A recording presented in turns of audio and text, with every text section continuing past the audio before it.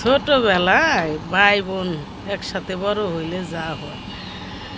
ভাই আমারে বলতো কি, বড় ভাই খুব আদরের ছেলে, ছেলে তো ছেলেদের আবার একটু আদর বেশি, মায়েদের একটু কদর বেশি।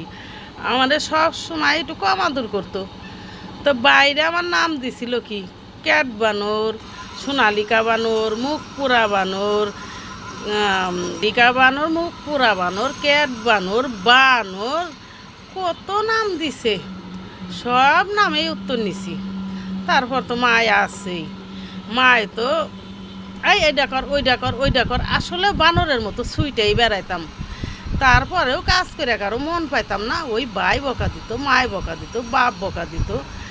তো একদিন মনের মধ্যে মন জ্বালা উঠছে যে বানর কর একটা মজা বুঝাই দিম আজকেও গিয়ে।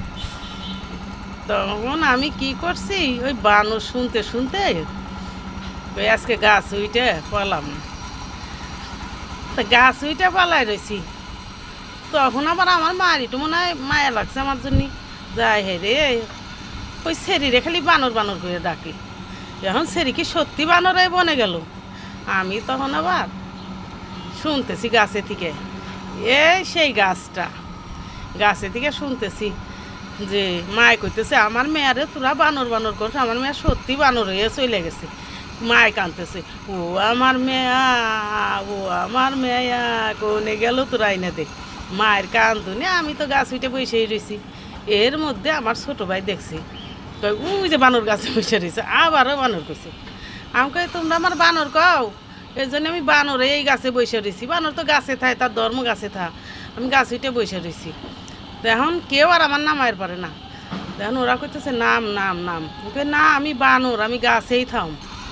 তারপরে সবাই আমারে আদর করে সুহাগ করে নামাইলো।